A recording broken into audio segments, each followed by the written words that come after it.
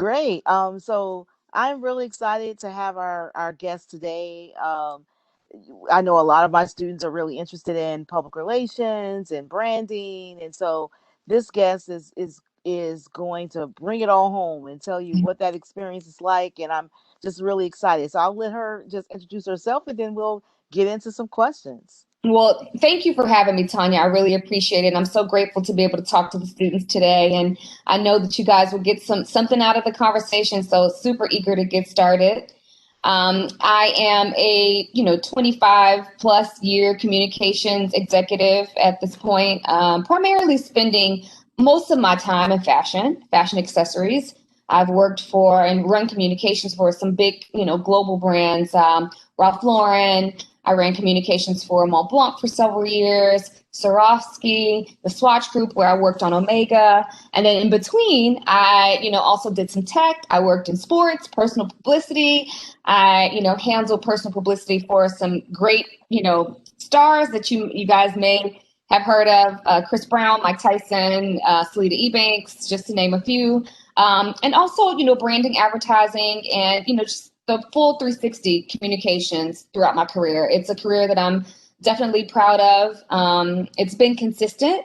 Yeah.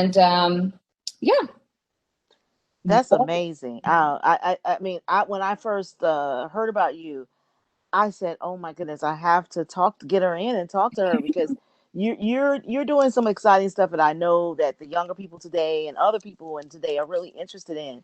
And it's not easy, as we will get more into later, but it's definitely exciting the path that you've chosen. And with that in mind, I know that with your in your career, in your public relations and communications career, you've worked a lot in fashion in the fashion industry. So that's a really interesting thing because sometimes when people think about public relations, it's very broad and it doesn't get into like what is it like to actually work in specific industries like fashion. Can you tell us a little bit more about that? You're working in that field, and how is that different from other fields in terms of doing public relations and communications? Absolutely. I mean, I've always believed in passion leads to your purpose. And from early on, when I was 15 years old, I started to work in the mall as a salesperson, for a big fashion designer.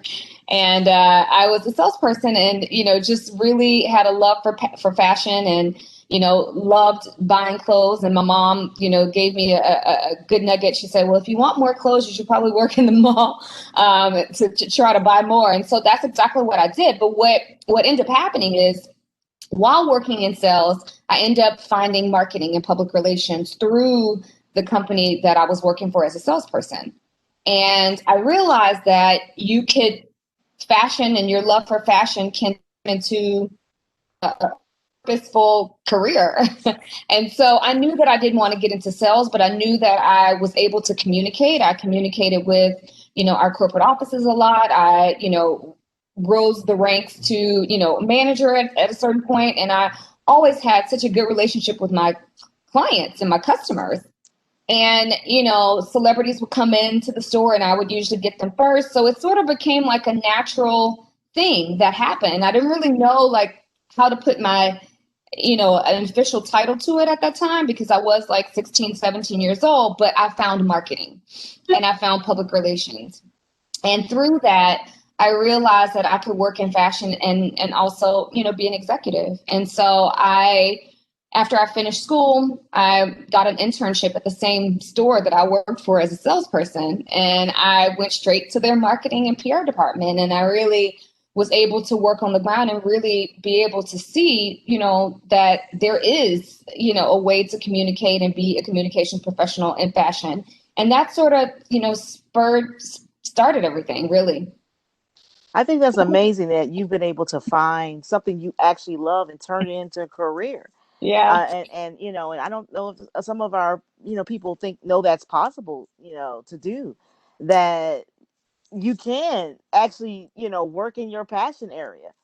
So Yeah. what is that like to find that passion and be able to have that aligned with your career? Well, it's working in fashion has always been an interesting twist on communications. I'm pretty much dealing with the consumer that comes into the store and really making sure that whatever communications that they see is based on, a strategy of what the brand is. And, working for European brands, that strategy sort of, it can change, from the U.S. consumer to the, global consumer. And so I'm responsible, and I have been responsible for making sure that that communication line is clear. And of course, that the consumer wants to purchase whatever product we're trying to sell. And, it's interesting because it goes into the communications where we're telling stories, we're telling rich, I'm telling rich brand stories on the phone to editors all day, and I'm pitching them, the stories about the brand, the history of the brand, any new lines that we have, any new products that we have, and that's my job, and it's fun.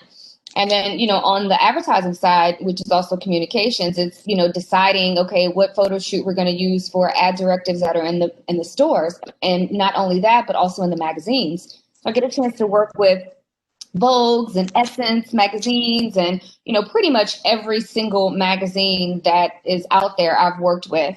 And it's being able to build those relationships with those editors to be able to tell the story so they can turn them around and put them into editorials where the consumer, reads them and say, hey, I want to go into Swarovski and purchase a crystal item, or I want to go into Mont Blanc and purchase a pin. So it's fun to really see the evolution of, having a passion of something, as far as fashion, and really understanding that communication takes skills, and it takes,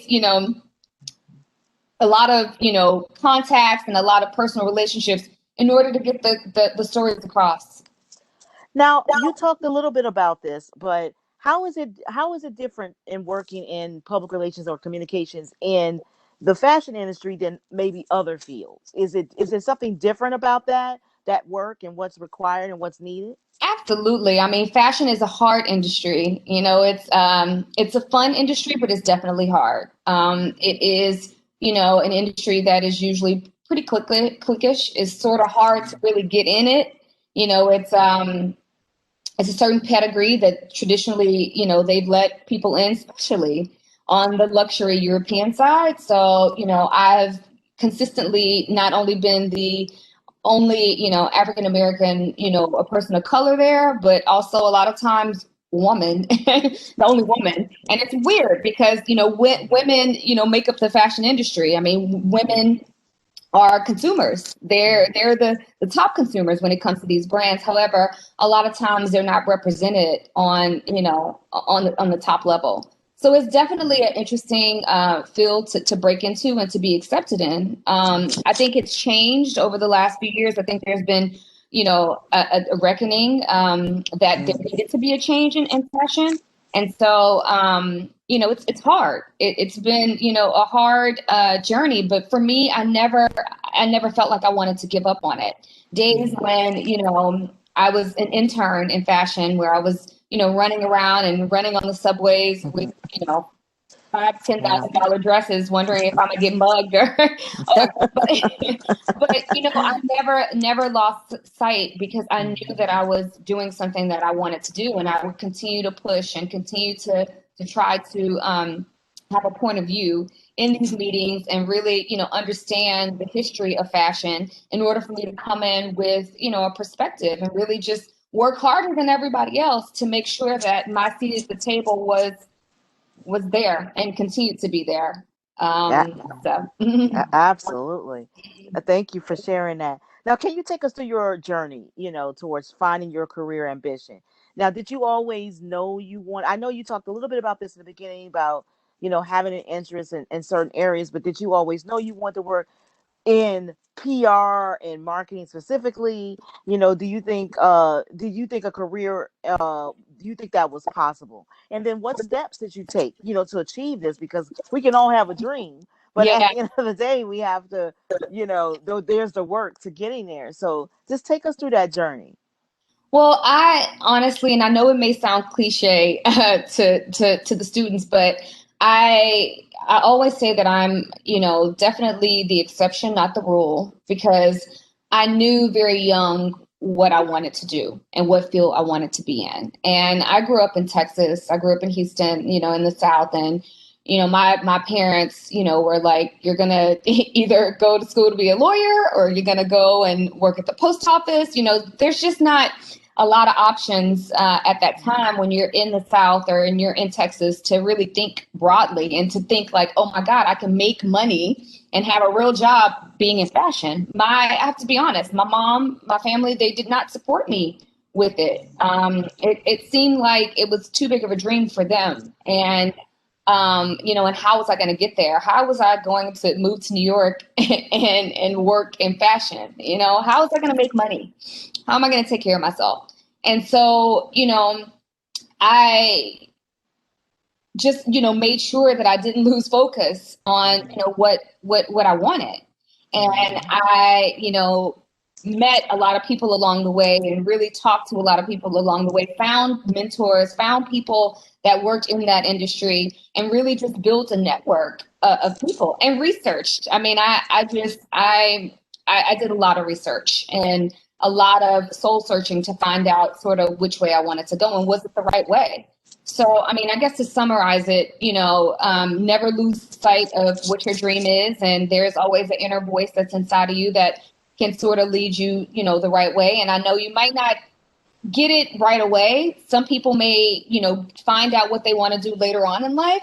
But I think, you just really pay attention to the things that you love and the things that are your passion and the things that you're good at. I always knew that I was a talker. I always knew that I loved, meeting new people. I love storytelling. I love hearing different stories. I loved, being one-on-one with building relationships, meeting people. That's all part of public relations. And really the key is being able to talk because you have to be able to communicate in any fields in public relations, whether you decide to go in the public sector where you're going to do government, you have to be able to speak like this.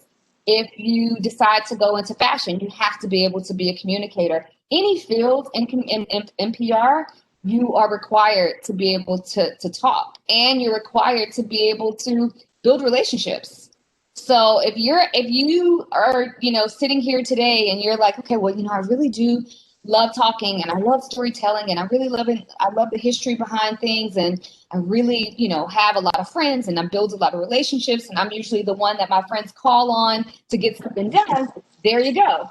That's where you start. I mean, it's your passion. It's things that we naturally do every day that, for example, there are people that are chefs. That's something that you decide, you're like, I love to Mhm. cook. I really do Absolutely. love to cook. And I want to Hmm. make this a career. And then you take the steps that are necessary. You go to culinary school, you do all of those things. And that's the same in PR.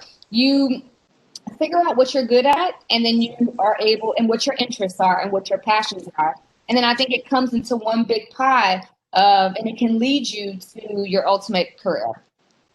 Absolutely. I think those are good words of wisdom. I always encourage my students to have built in opportunities for them to present, to talk, to communicate, to work together in groups, to, present an idea. And so I think this is bringing home why that's so important. So So thank important. you. Thank So, you for so, so sharing. important. Yeah, I think it's key to deciding, what you want, or really, getting out there and really just writing it down. Really, I also believe that, writing it down, it makes a dream become a reality.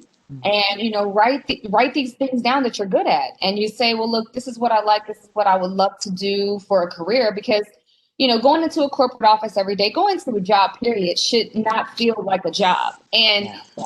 that, for some people, it absolutely feels like a job and it feels like I need to get through my day. So I'm going to do whatever I need to do to get through my day. But it's no, you don't find any joy. And I couldn't imagine having, a life or picking a career where I would feel like that. And so every day that I've worked over the last 20 something years, I've, even on bad days, I still felt like, oh my God, I'm doing exactly what I want to do. And it does not feel like a job or a task. It feels like a purpose. And Mm, that's mm. how you have to, that's how you have to look at it. That's why it's important to figure it out.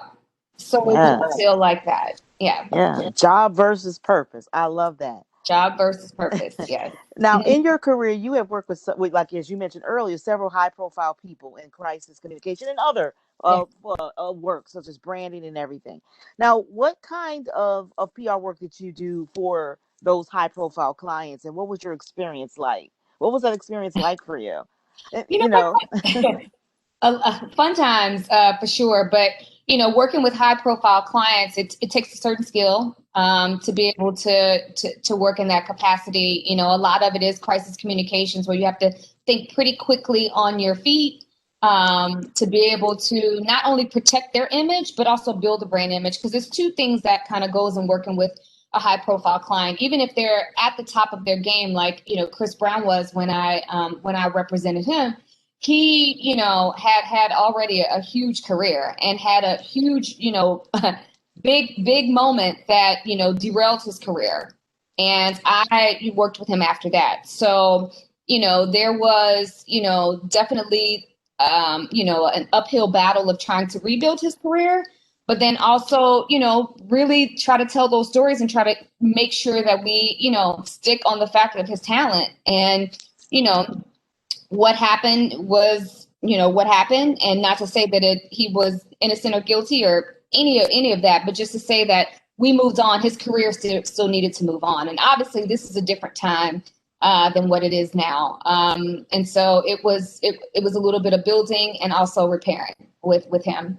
And then, there are other clients that I worked with that it's really all about just building. They may not be a household name at this point. I worked with Chris Bosh when he was, had just went from playing for Toronto to deciding to go with LeBron James to Miami. And they called themselves the Big Three, him and Dwayne Wade. And so that was, Dwayne Wade was known, and LeBron James was known, but no one knew who Chris Bosh was really. And he was, a great player, but obviously, or he wouldn't have been there. But that was really, pitching to the media and letting them know about him. And he speaks like 5 languages, so I mm, always sort of took the stand with him is that he's more than a basketball player. He plays several instruments. It's just like putting a personal spin to an athlete, really helping people understand that he's a lifestyle and sort of what he is outside of basketball. And mm, his charitable organizations, which is something that I've worked in extensively throughout my career, charity, anything that's philanthropy. And so with on the brand side and with personal publicity. And so and it's really just, making the public understand who some of these people are outside of, what you think they are, or making them a mm. household name, putting them in positions or in places where people will know who they are. Interesting. Mhm. All of the wonderful things you can do in this field. It's amazing. It's Yeah. great. So Mhm. tell us, for everybody, there's that first time doing something. So describe to me your first moment working with a high profile client. Had you had any experience? Like what was that like? That first time when you was like, well, this is my job. I'm in charge of this. What was that like? What did you feel, and how did you overcome any fears? There absolutely is the first time, and I had no experience. I mean, I had worked with on a sales capacity, and of course, on the retail side with VIP clients, but I had never been responsible for someone in particular. And I would say that my first time was actually on the brand side. We had a brand ambassador when I was at the Swatch Group who was an A-list actress. And I was put with her for about 3 days. We had to shoot a campaign. I had to, take her on a whirlwind to meet with, each and every editor for each and every magazine, make sure she had products. So I was scared. I was definitely, I didn't really know what to do. I was freestyling my way through it. But I think what, sort of helped me through it was that I kind of kept my mind on what the goal was. And the goal was really to be prepared to be able to and have enough I guess research done that I'm able to be able to walk into these rooms and really forget that the person that I was working with is a celebrity, because sometimes you have to sort of just be channel focused and say, well, you know what, my goal is this, and this person is just a person, right? This person is just like me. May have a little bit more money, but more people may know them, but they're still a person, and so once you take that part out of it, then it makes the job a little bit easier. And I can say I had a boss at that time that threw me right in. I mean, she just Mm, threw me right nice. in. So it was never a situation where I had to get, handheld through it. She threw me right in to the dogs. And I Mm, had no other choice but to perform. mm, And so I'm sure that I got some things wrong, but I think the main focus was to really keep my eye on what the goal was. And that is to be able to know the story of the subject, to be able to walk into these meetings and be able to pitch the stories that we're trying to pitch or we're trying to secure. And to be able to have a relaxed relationship with the person that I was going to be with for 3 days. And, high profile people, they really are used to everybody knowing everything around them except them. And that is why they have mm, everyone around them. Everyone around them should know what their job is. And mm. so you never let them see you sweat. And I think that all comes with being prepared and, really focusing on what the goal is. Yes, thank Yeah. you for sharing that because it's a very interesting world, and so I appreciate you sharing your insights on that. You have also said, I guess, in a little bit of connection with these idea of branding, you have said that a brand should clean their own house before they have people over. I love that. So, what do you mean by that? And what other lessons should people know about successful crisis communication PR work?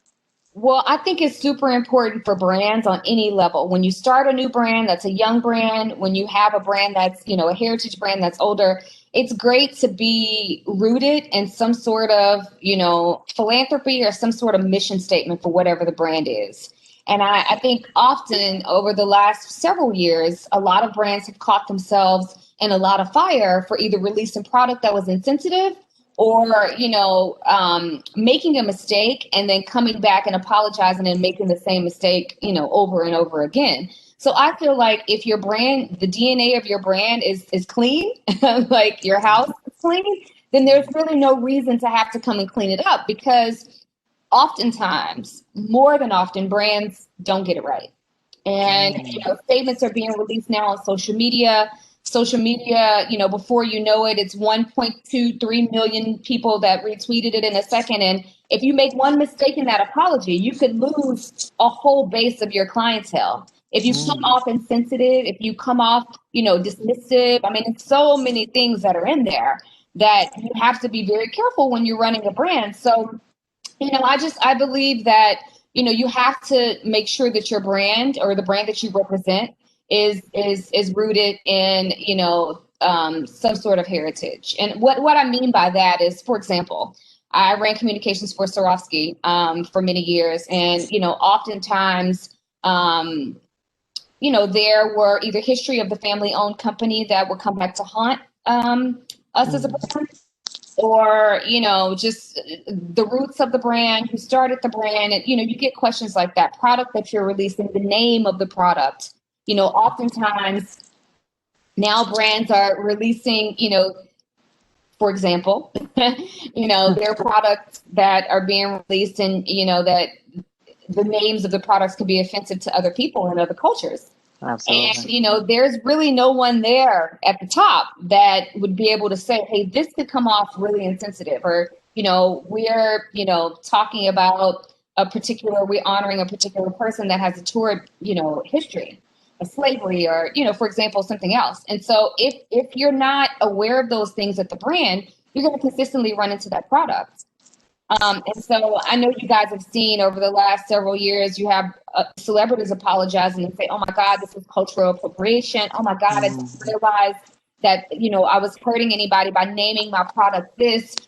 All of those things that are there, that all is rooted in, your brand DNA. mm, So, and, a lot of brands, when they start, they either pick a charity, that they want to work with, that's, sort of close to them, as close to the founders of the company. Nowadays, there's most of those brands are heritage, European brands, because they just believe in that. But so many people are entrepreneurs now, and they're starting so many brands. And it's a great thing. You see on the internet and you see on Instagram, it's like a whole, slew of amazing people that are starting great brands.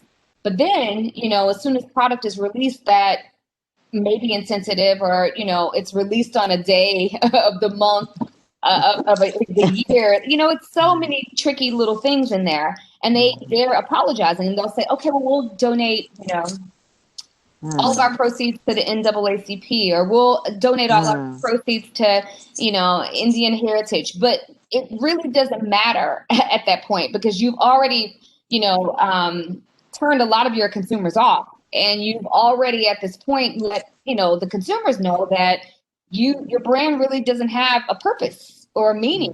And you're just donating once, and you're still just giving product or releasing product that is still insensitive. So cleaning your house, meaning that, start your brand, find a publicist, a professional communicator that can say, hey, this is what you need to align with. Let me see your product chart. This Mm. name could be insensitive. You may not want to release this on this date. What is sensitive to your consumers on the West Coast may not be sensitive to your consumers in the South. It's so many things that you have to think about when you're communicating on behalf of a brand. And, when it comes to the DNA of the brand and the product. Yes, thank you for that. And that is a really good lead into a discussion about diversity in the field. Yeah. Because I talk to my students all the time, and one of the things that we do when we get to advertising specifically, and in PR, is we look at situations that occurred when bad decisions were made, and we would look at those advertisements. We would look at those PR campaigns. For example, we looked at the Barnes and Noble campaign that came out on Black History Month, Mm-hmm. and that backfired. And we talk about that, and we talk about the connection between diversity and some of those mistakes. So I would like you to tell us a little bit, about diversity in your field. How has the PR field done in this area? How what is the connection between diversity and the things that you just discussed? We can start there. Okay. In fashion, there's not a lot of diversity. And I think I spoke on that a little bit earlier. And I think it's a constant battle or it has been a constant battle to make sure that your voice is being heard as a minority, usually the 1% that's in a huge corporation that employs, thousands and thousands and thousands of people. And where the consumer, the consumer base, the makeup of the consumer base looks like you. Mm. But there's no marketing dollars that are put to people that are you. So it's definitely a sensitive rope that had to be followed for that I had to kind of walk a lot of years to be able to be heard in the field and just understand. So diversity is a big issue in fashion, and it has been such a big issue that when you release products, for example, like Gucci, and I know you guys probably, it's a case study Yeah. of Gucci releasing product that was Yes. insensitive and just wrong. And the problem here is that there are no one, there are not people that are at the top of the making that are making these decisions when it comes to product to be able to say this is wrong, and especially in Europe. Mm. So Yeah. when you're in the US and you come into a boardroom and it's one, of you, in Europe, there's less of you. So Mm. people that look like you. And so there are people that make these decisions that they have no one of color that are at the top to be able to say that these are wrong. And not only saying that it's people of color that have had these issues. There's people, period. And so I guess the point is there has to be representation at the top, director level and above, that are there to say, this is a problem.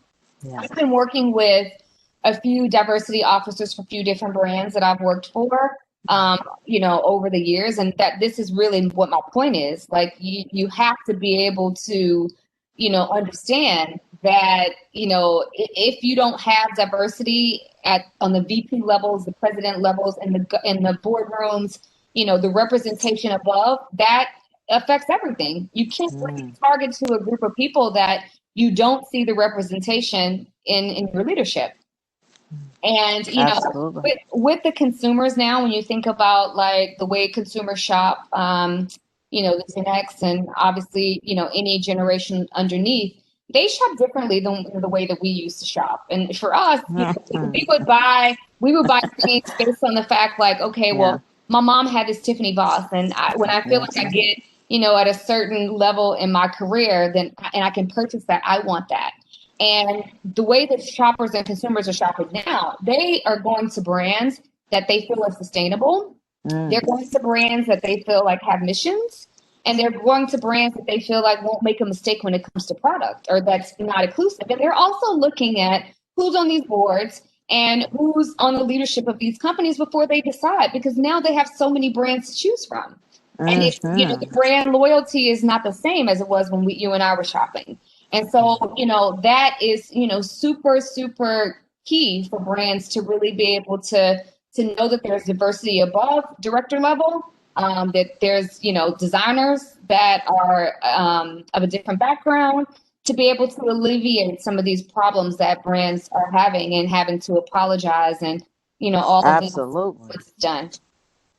Absolutely. Yeah, it is a case study. It's a case Some of study. these situations, you think to yourself, wow, I mean, how this could have been so different if So there was just someone there, And, and sometimes brands, honestly, they make the same mistake twice or three times. Again, another case study. So then you sort of wonder, like, well, what happened? Like they just apologized a month ago, and now they're coming back again and Mhm. apologizing to another group of people because of another mistake that was made. And so it all really just goes down to making sure that the people that are in our positions and the communicators are at those tables to be able to let before you release the product to the consumer what could happen, and what if it's wrong or could be offensive to anyone with any background.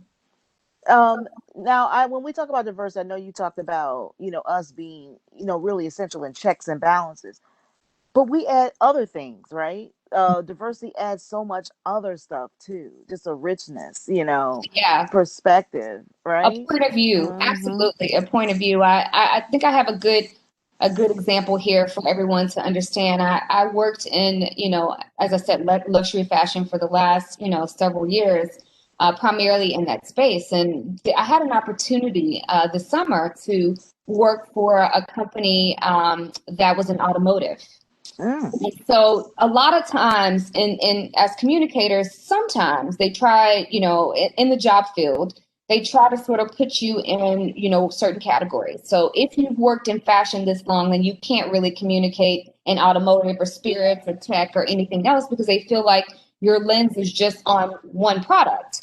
And I, worked very hard to let, that the HR people know that, hey, a marketeer is a marketeer. A communicator is a communicator. I can tell a story about a lamp just as well as I can tell a story about a person, just as well as I can tell a story about a dress. And so my career has been a little bit of that.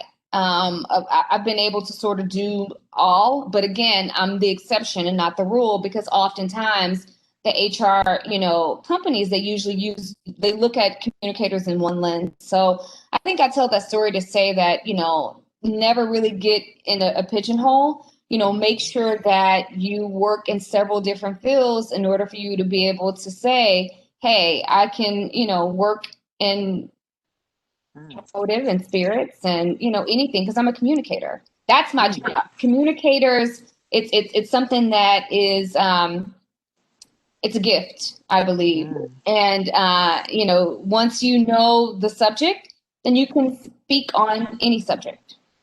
Absolutely.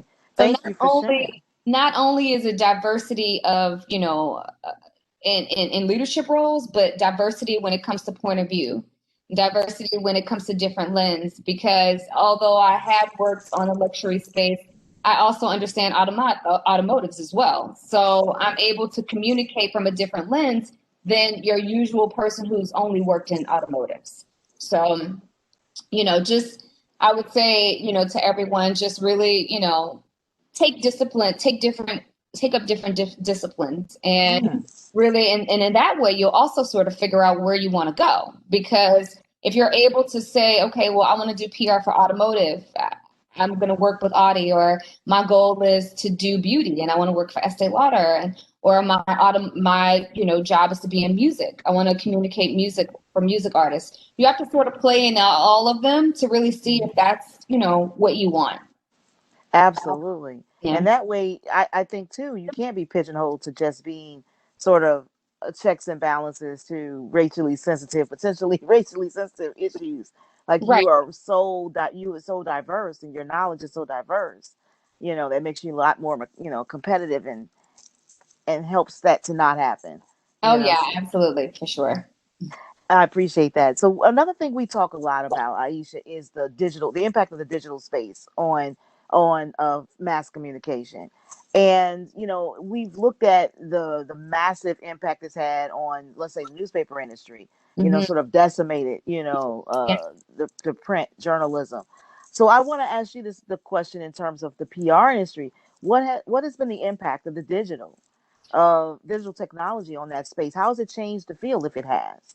Oh my God, it's changed it tremendously. I remember when I first started off and, communicating, releasing statements via fax and, really taking time to write out, statements and being able to communicate in that way. And, working for global companies, usually there's a US strategy and there's, at that time it was a US strategy and there was a global strategy. And so I really, before digital, I didn't have to worry about a product being, released, outside the US at the same time as, another country, because I didn't have to worry about that. Well, now with digital editorials, it's once you release a product, it's a global product. It releases itself around the world.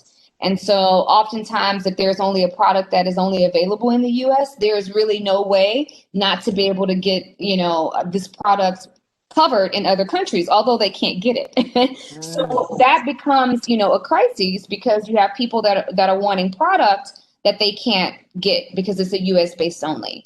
So embargoes and things have changed with digital. And even the way that we communicate, just overall launches have changed when mm, it comes to digital.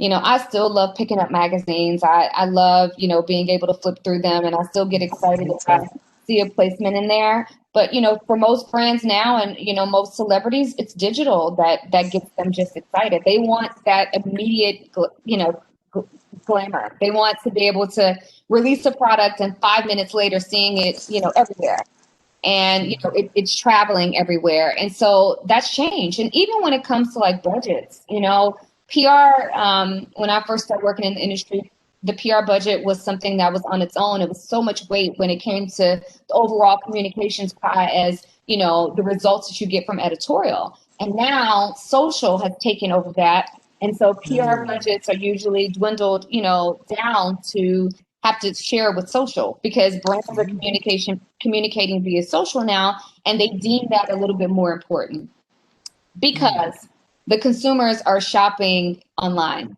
And so when it comes to a brand, that's really important, because digital has disrupted the whole way that people shop. So you have to, in order to get to the consumer, you have to realize where they live, and they live on their phones. And so mm, all of the communications, whether it's PR, social, advertisement, the budgets have shifted completely to digital buys. And then when it comes to like celebrities, or, high profile sports stars, or people that I've dealt with in the past, the same thing. These guys are releasing their own statements, on their own via social, without really consulting with a publicist, to be able to make sure that their statement is cohesive, and their statement is not offensive, and their statement is really addressing what the real issue is. People are becoming their own publicists. So, and that is all an effect of digital.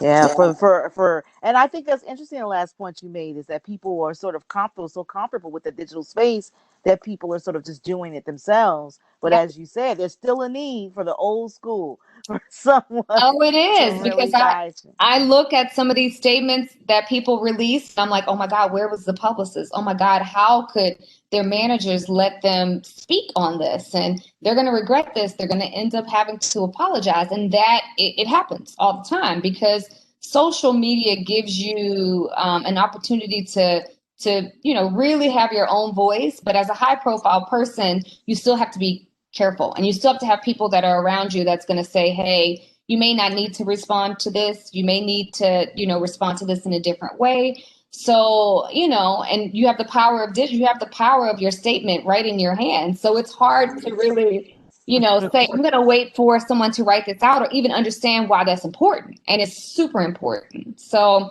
digital has changed the nature of public relations and communicating for professionals like me for deeply, Yeah, deeply. so that Yeah. requires different skills, new skills, New skills. the acquisition of new skills. That Yeah. some people may not. So people okay, just people who've been in the field for a long time and who've not necessarily. This is a transition, like yourself. It was a transition. How did you transition? How was that transition? Was it difficult to sort of switch that mindset to now this is a digital space? That It was. It definitely was, honestly, because, I do believe in traditional PR. I do believe in, the root of what, that stands for and why it's important. And I still think it's super important. Although the landscape has changed a little bit, I still think that, people still should work with traditional PR people in order for them to, be able to have a point of view when it comes to releasing anything out on the digital space. So it was definitely hard for me because I'm old school when it comes to communicating. And I also, am protectant of the brand or the subject. And I feel like digital just sort of allows you to just be, I wouldn't say free, but, just it can go so many ways bad quickly.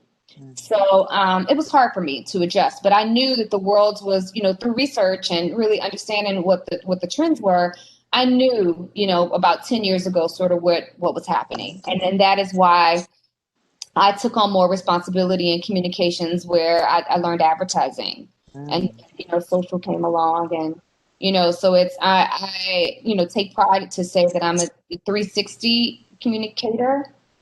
So it's really, the way digital is going is really important to just sort of learn all parts of communications because traditional PR roles are really gone. People are really looking for, employers are really looking for people who have, a whole different lens. They're able to do advertising, digital advertising. They're able to also understand social and everything that goes, the analytics that goes back and support social. So all those things are super important. absolutely. Yeah. Now you have now branched out to start your own firm. Why did you decide to make that move? And how important you think it is, for a Black woman to make those moves? Well, I took it very seriously to leave corporate America. And I think that, all the opportunities that I received and all the knowledge that I got in corporate was so amazing. It wouldn't even make it, I wouldn't be able to do what I'm doing. But I also felt that I wanted to have something that was my own. And I had been approached so many different times from so many different people. So you've been doing this for a long time. I don't understand why you're not doing it, for yourself. And I said, you know what? Was always afraid to really take that leap to do it because I was like, what if I fail? And I, after getting out of my own way, I decided that this was something that I needed to try on my own. And I was able to, get clients immediately. And I've been, working on my own for the last several years. I think what also drew me to it is I wanted to be able to work on several different disciplines. I felt like, when I was in house at Swarovski, I only worked on Swarovski, one category. And, I kind of got bored only being able to talk about one category all the time. And with my own business, there are days when I'm working with a non-for-profit client and I'm really doing philanthropy, which is like super dear to my heart. There's another day that I do have a fashion client that I'm able to talk to some of my old, fashion editors that I've been knowing for years. There's a client that I have that does yacht furniture. He designs yacht furniture. Wow. There's Okay. there's an artist that I deal with that is a painter, and I'm able to talk, and pitch his work. So I think the key is now I'm able to really just do, a little bit of everything and still be able to do what I love, which is communicating. But it's not really stuck to one category. So I'm able to do that on my own. And that is, something that I'm proud of. And it's super important for African American women and women, period, to start their own business. But when I started off in this business, there was one, African American publicist that was well known. And I think right now it's probably about 10 that are well known that sort of, have a career that they're able to really, talk about. And I knew that there wasn't a lot of us. And, Mm. it goes back to, I don't know, and I'm sure some of your students have, heard this movement about, Black publicists and, one starting with Beyonce's publicist. She's Black, and she's a woman. And, there's not a lot of representation from, stars that are at the super top to have a woman or a Black woman that's their publicist. And so it's been a whole movement to really, focus on women, and not only that, focus on people of color being publicists and representing some of these high profile people, because with that representation too, the stories won't get overlooked when you're on the red carpet and you have to, there's only someone that doesn't look like you, that only talks to a certain amount of outlets. Mm. It's super important to have representation and diversity at the top. And so that's why I started my own agency, to be able to do that, have the freedom to be able to represent for women, and also to be able to, have different disciplines and work on different projects. So I won't get bored. I'm really excited. I plan That's really to do this exciting. forever. I plan to do this forever, so I definitely can't. I have to keep it exciting. Yes. I'm so proud of you. That's, entrepreneurship. I have an MBA, so when I always encourage people, I say, look, try to start your own business in some way. A lot of us, I know myself, we grew up, we didn't really see that as a possibility. It's not something that was ever taught to us. Oh, you could be your own boss. We were Right. taught to sort of work for others, Yes, and so, absolutely. yeah. Hmm. And also, it's a personal, plight for me as well. I have a 14-year-old son who's in school, and I, oftentimes when the time he was in elementary school to the time he got into fifth grade, I missed the first day of school every day because I was in Europe during that time. I had to travel a lot, working for a brand, a global brand, where, I was in Europe 6 times a year, 7 times a year. So that was also a personal decision for me to make, to start my own business so I can be able to be home more. And that I won't miss Mm. the first day of school for my son. I mean, he's in high school. And so that was super important to me. So to be able to get the flexibility of running my own business while, running your own business takes a lot of time, and it is challenging at times, but you do make your own schedule Mm. and you're able to do other things. That's great. Now, I'm constantly urging my students to be ferocious readers, to gain more knowledge about mass communication, all the media industries within that. Soak everything up, and what is going on in the world as well, even outside of mass communication. How important is that for PR? If you're going to have a successful career in PR, how important is that wisdom? Is Oh, that it's advice? super important. It's super important because, not only knowing what's going on in the world, that allows you conversation when you're in these boardrooms, when you're working for these big global brands.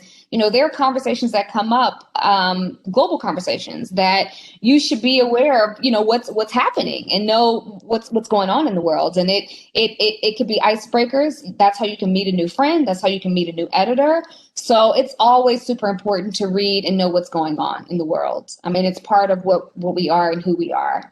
And then, of course, knowing, what the subject is. It's in order for you to, I'll give you guys a really good example. Like I had I knew someone that was a publicist working for a brand, and she called an editor and pitched a story that wasn't the editor's beat. And the editor hung up the phone in her face and refused to take any more phone calls from her. So reading and doing your research on editors and what they cover, what they traditionally cover, is super important in this business, because you don't want to call an editor at GQ and pitch them on hoodies when they typically handle accessories, cufflinks. So, and Mhm. they get upset. So you should know, and you should, a part of the conversation is saying, "Oh, I read your last article. I thought it was, it was great. You really talked about, and so I want to tell you about this product because I know that this is aligned with what you've written about before. Reading is super important. You have to be knowledgeable in order to get on the phone and be able to pitch anything or to talk to anybody. You have to know what's going on. And so Absolutely. I say, listen, because yes, she knows that's half the battle, more than half the battle is preparation and, education and definitely knowing what's happening. Yeah, you hear that, my dear students? So I'm not torturing you by telling you to read, read, read. She's This is she's why. not. She's not. Read magazines, read online articles, read, and read. And that's how Absolutely. you also get ideas, to how you're going to pitch There you go. stories because a lot of part of my job is also writing. So I Mhm. have to write pitches. And, if you don't know what's going on, then it could come off tone deaf, to an editor on the other side. If you're pitching them on something that, across the globe or something, or there was just a hot topic of that subject that was going on. And Mhm. it's like, why pitch something that is wrong or that Mhm. is not acceptable? And then on the flip side, sometimes you're able to make up stories based on that. Or really, if 2 days ago you read in the New York Post that everyone's talking about, dating online. And then Mhm. this is you're representing Tinder, which is an online dating app.